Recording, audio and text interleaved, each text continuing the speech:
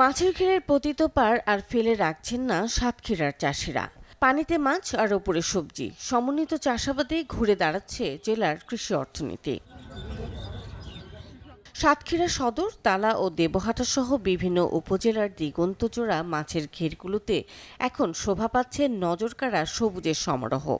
যারা আমরা মাছ চাষি আছি তারা বর্ষা মৌসুমে সাধারণত ঘেরের পাড়টি আমরা ফেলায় রাখি। এবার সেটা না করে আমরা সবাই সবজি চাষ করেছি।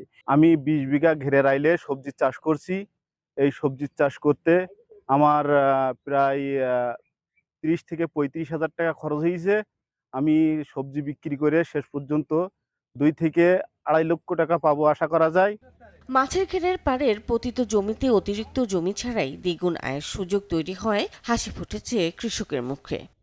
এবছর প্রথম চাষ করছি, ইনশাল্লাহ গাছও ভালো হয়েছে, ফসলও ভালো আশা করছি।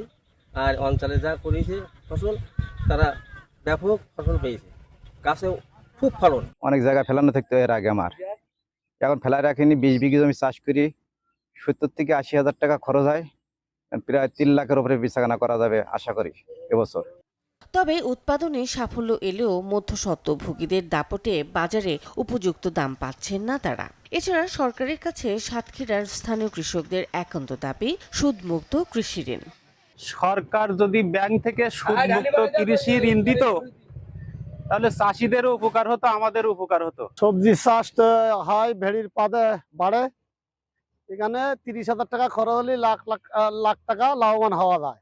৫ জনের কাজ কাম চলে। সাতক্ষীরা ঘের অঞ্চল, পাউড়িগুলো আগে ফেলানি থাকতো, এখন বর্তমানে ৯০ কোটি টাকা বিক্রি করা যাচ্ছে। আশা করা যায় আগামীতে ডবল না হলেও ১০০ কোটি টাকা বিক্রি হবে। মাছের সঙ্গে সবজি চাষের এই মিতালি সাতক্ষীরার কৃষি অর্থনীতিতে সম্ভাবনার নতুন দুয়ার খুলে দিয়েছে। ঘেরের পাড়েই আমাদের সবজি চাষ হচ্ছে।